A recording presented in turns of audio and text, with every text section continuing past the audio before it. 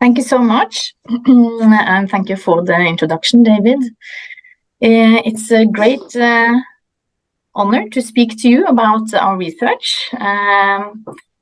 In this presentation, we will present our current work on far-right alternative media in a Scandinavian context, and with particular focus on specific contestations that have arisen within the Scandinavian region. So, let's see.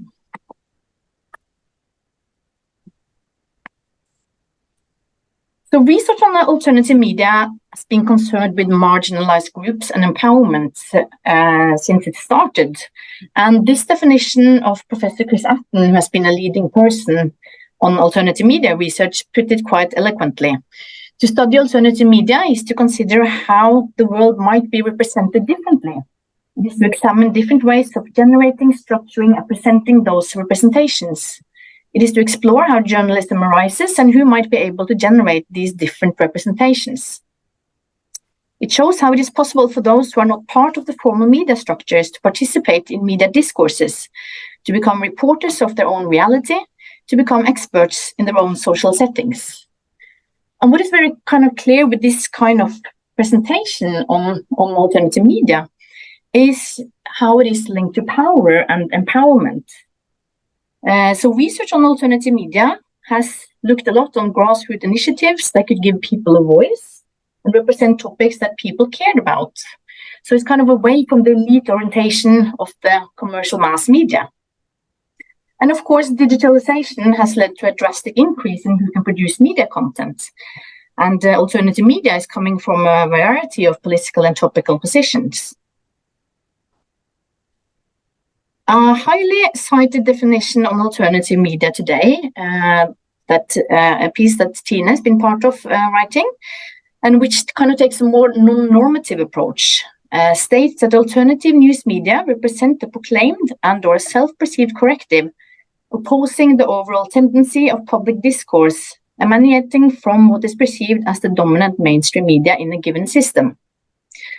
So this definition emphasized the self-position of alternative media actors being motivated by the need to correct the perceived dominant media system.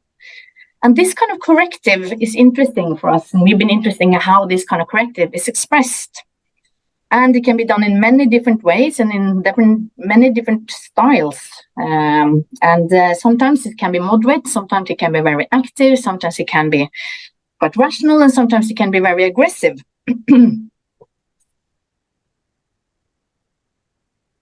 While alternative media initiatives used to come from a more left-wing position, the last decade has experienced a surge of right-wing alternative media projects, challenging the authority of the press in many places in the world.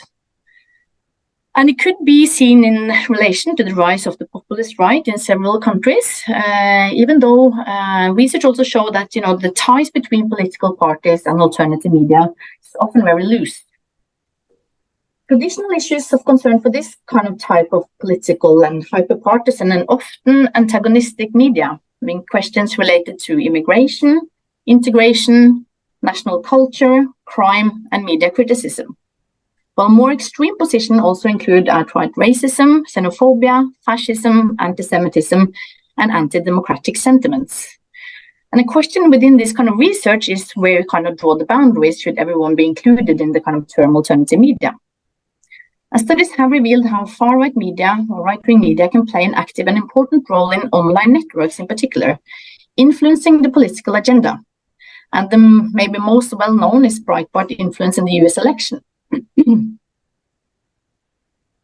Alternative media can, of course, be part of polarization tendencies, and that's why researchers have been concerned with these kind of right-wing alternative media. But another perspective is, of course, also how they can contribute to media diversity.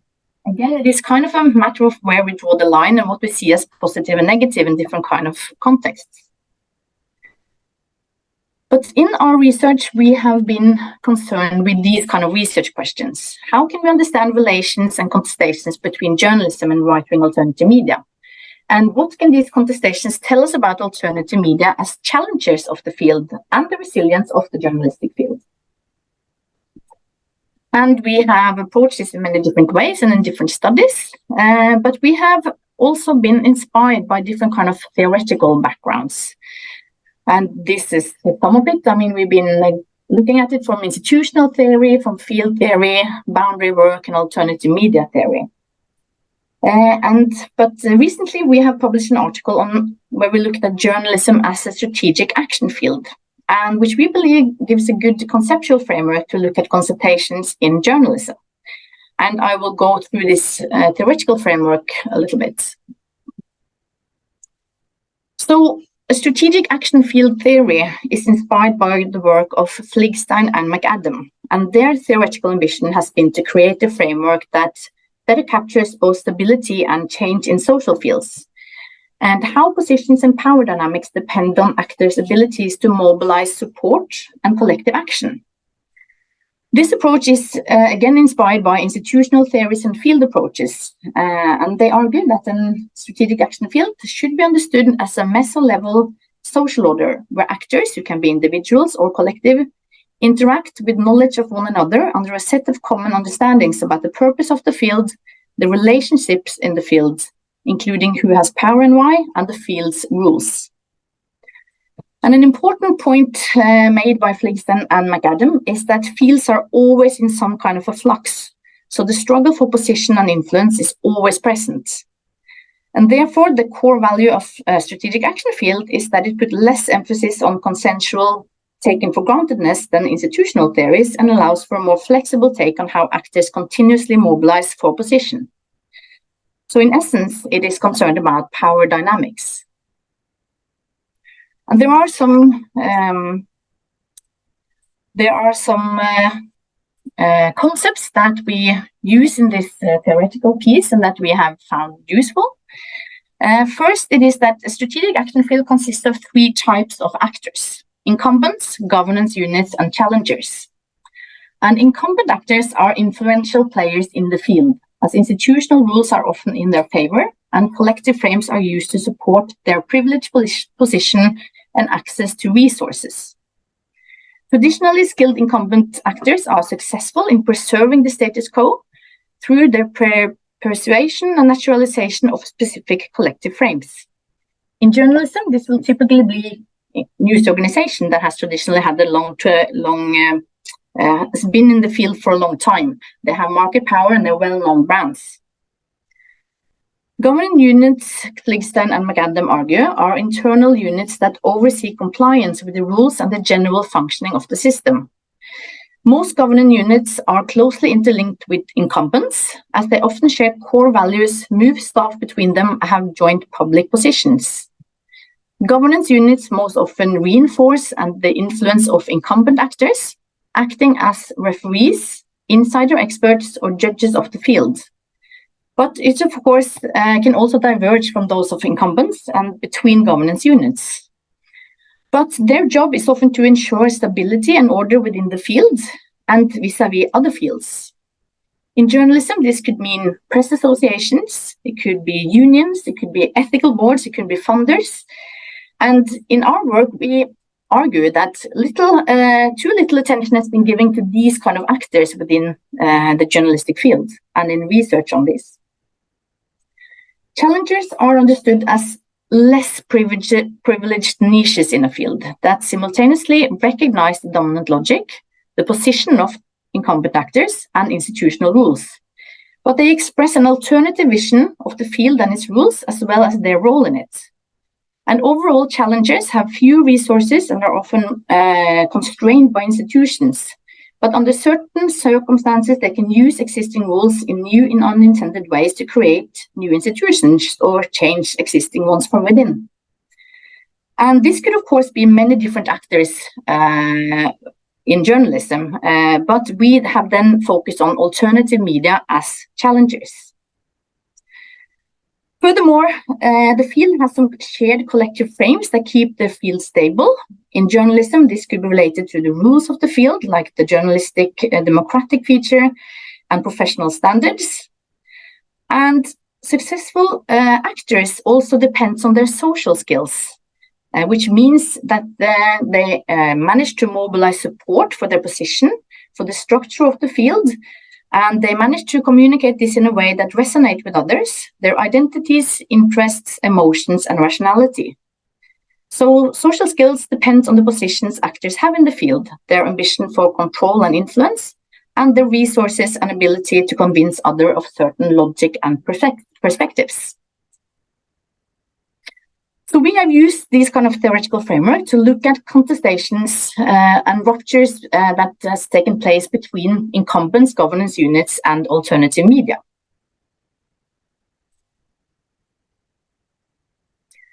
So alternative media in a Nordic context.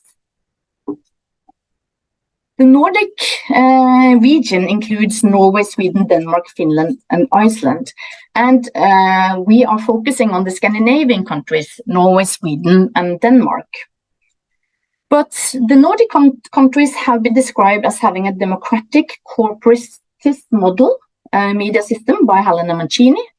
It has also been described as the Nordic media welfare state by some researchers in Norway, which means that the journalistic field is characterized by strong press with high newspaper circulation. It has an active state that supports journalism through strong subsidies and public service broadcasting. And it has equally strong protections of press freedom and strong professionalization of the media sector through institutionalization and self-regulation systems. So the Nordic field is known by strong incumbents and strong governance units like press associations. It is also in the Nordic countries, the media landscape is dominated by right-wing immigration critical news media. And they are kind of have the strongest position in the public debate.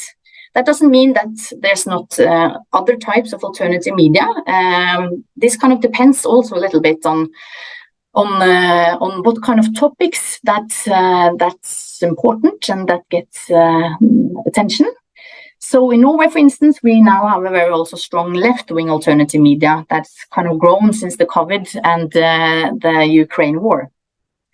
But in general, it is the right-wing alternative media that has been most dominant in the Nordic countries. As you can see here, this is a survey that we've done in our research project, which kind of measured the weekly use of media, mainstream media, and right-wing alternative media. And as you can see here, there's hardly anyone just reading alternative media. In any of the countries, if you look at the line 3 there. But if you look at those who both read mainstream media and alternative media, this has a much higher number in Sweden than it is in Denmark, while Norway is being kind of in between. And we can also see that different actors that are active, that this is a more prominent phenomenon in Sweden. And there might be different reasons for this. Some a researcher in Sweden, Christopher Holt, who's been writing a lot about alternative media in Sweden, he argues that it's very important to see where there's a market. And in Sweden, there's been claims that talking and writing about immigration is being quite difficult. It's also kind of linked to the rise of the Sweden Democrats and the political environment. But anyway. This is also kind of the background where we come from. It's most prominent in Sweden. It's quite prominent in Norway and not so prominent in Denmark. We have studied journalism as a strategic action field and the rise of alternative media, mainly through qualitative interviews. And we've done, I think, about 60 interviews now, 60, 70 interviews. Most interviews we've done in Norway so far, and we're doing interviews in Sweden and Denmark now. And we're interviewing news editors in mainstream media, informants from press associations, from funders, and also alternative media actors. So we have a big qualitative material trying to get the perspectives of all actors involved. And this has been important to us, and it's important when using this kind of theoretical framework that we kind of look at it both from the incumbents, the governance units, and the challengers' perspective. to look at and then identifying different kind of relations, alliances, contestations, and these kind of things.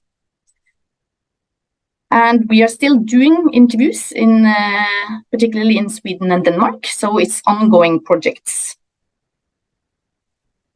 In the following, I will continue to talk about some different ruptures or some different kind of contestations that have arisen in this region, and I will focus mostly on Norway and Sweden in the following presentation. First, one type of contestation that is very present in our interview material is definitions. So, what is good journalism? What is journalism at all?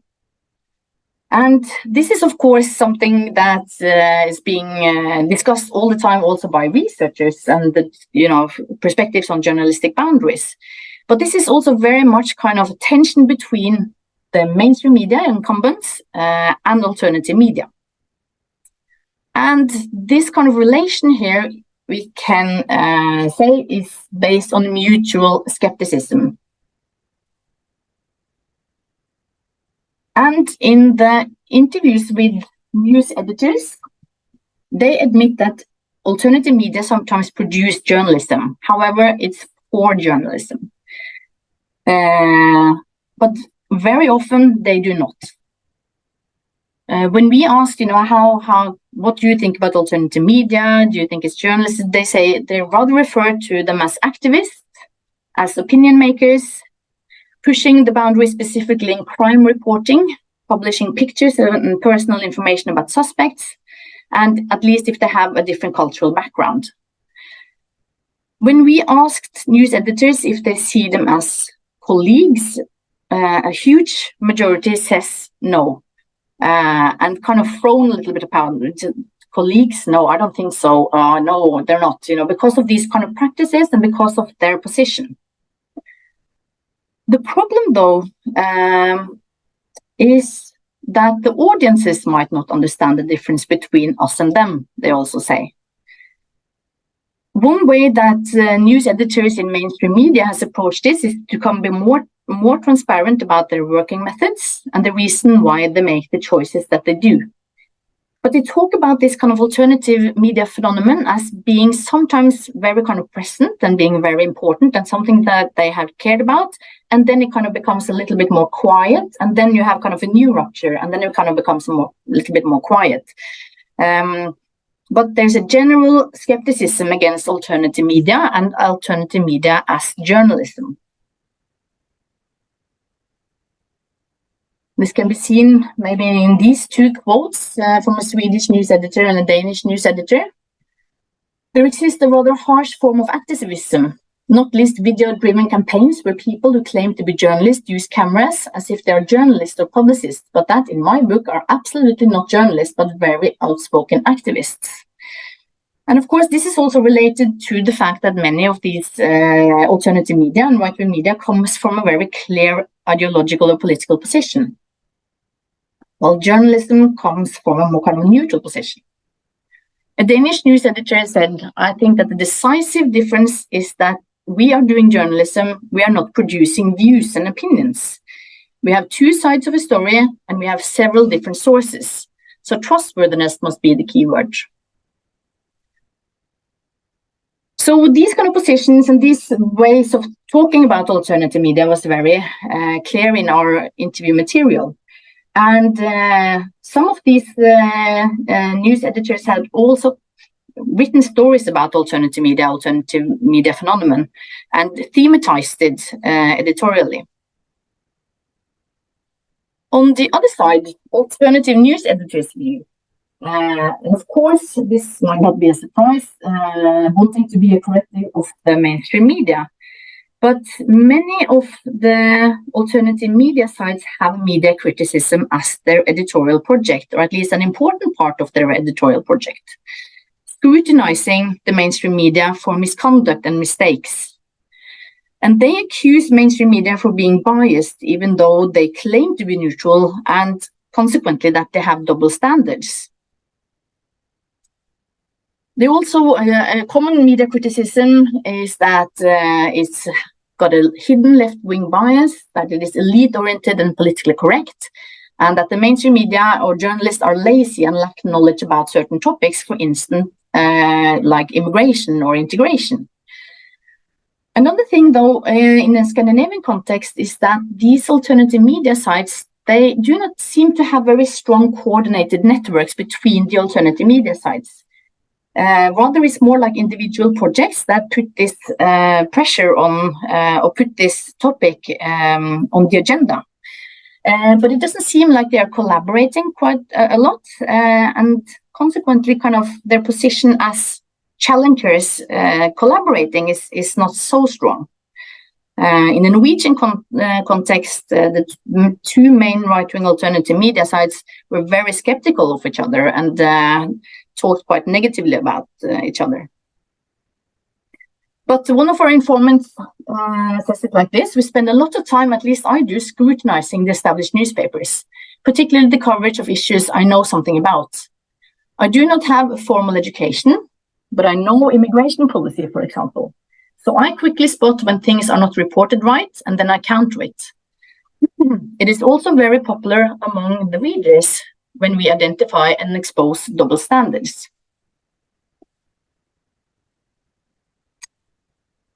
So there's a mutual kind of skepticism between incumbents and between challengers. So the question then is how they manage to influence the audience. Do they manage to mobilize the audience of their position? So the second point then is about the audiences. How do social actors convince the audience? And a worry in the field is that alternative media confuse the audience about what journalism is, as I previously stated, but also that they can lower trust in journalism through their media criticism. And this has been the case in many other countries, and is a specific threat in polarized societies. In a Scandinavian context, however, numbers from the Reuters Institute show that the use and trust in news have remained stable. And trust in Norway and Sweden, overall trust in news, have even increased a bit over the last 7 years. Also, statistics show that alternative media tend to have lower trust than the established brands.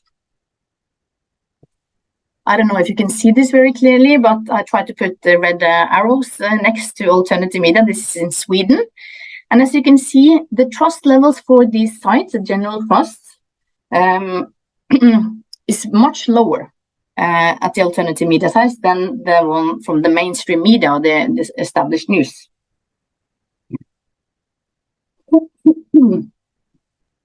So, at one level, you could say that alternative media has not managed in a Scandinavian context to lower trust, and at one level they have kind of failed. But it doesn't mean that alternative media don't have an impact. They often rank very high on social media sharing with specific stories, influencing the social media agenda.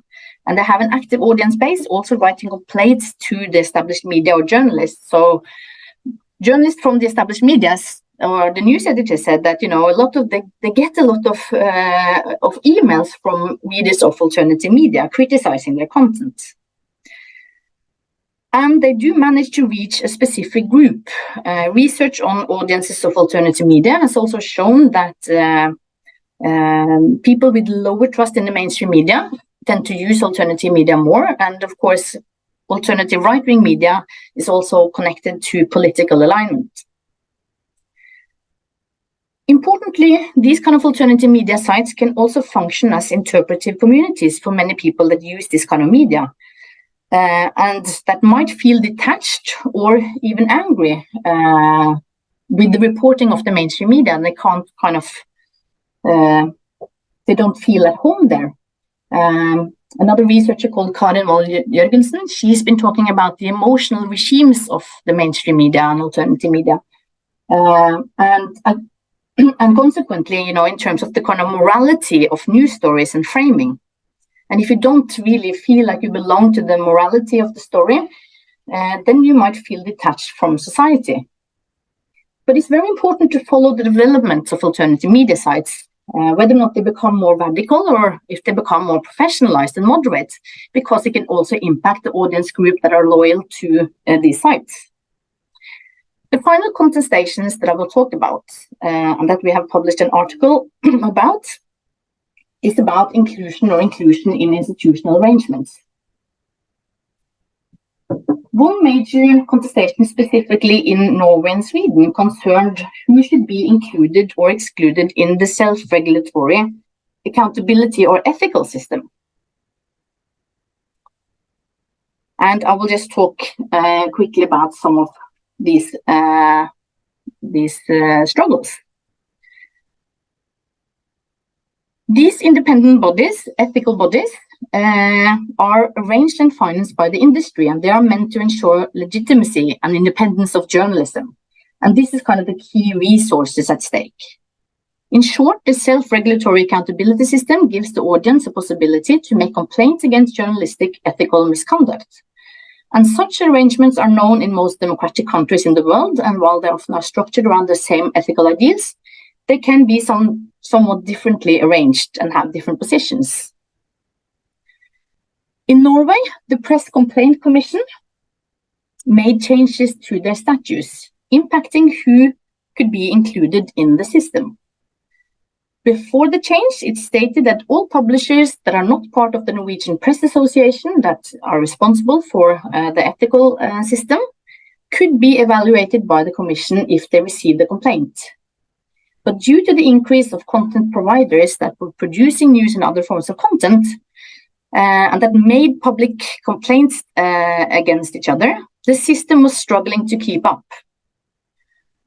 So the Secretary General argued that only those that support this system financially as well as in practice should be included.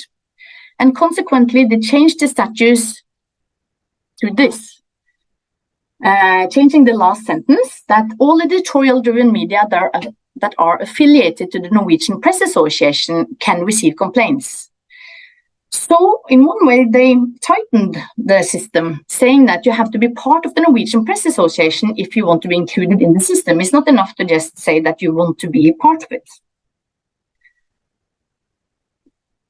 Following this, the Secretary General also said that this change will probably entail that some of our member organizations will receive some applications that will be difficult to handle. And this was exactly what happened, because two editors of right-wing alternative media in Norway then applied to one of these associations that are part of the Norwegian Press Association, namely the Association of Editors and the Association of the Media Industries. And this led to a lot of controversy in the fields.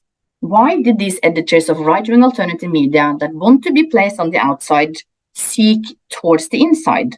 Would they be loyal? Would they destroy the arrangement from the inside? And it was a long process, very different application process than usual, scrutinizing these sites.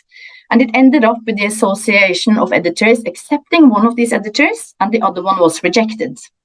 And this rejection was based on the kind of ethical misconduct and lack of moderation. But by this alternative media editor, it was seen as a political move that the Association of Editors did not want to include them because of their political views.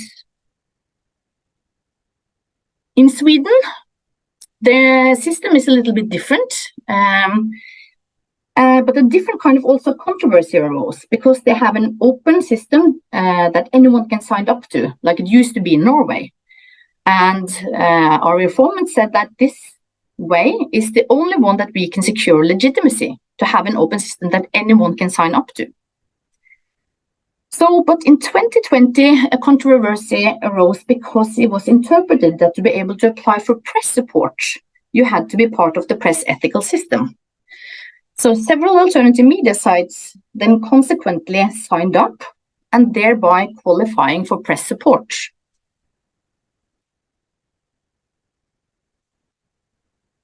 The media ombudsman said that several of these actors did not want to abide to the rules and ethical framework, and that for him it was a chaotic situation because all these kind of media signed up And they did not respect the rules, they didn't respect what they were supposed to do if they were found guilty of misconduct. It was kind of chaos.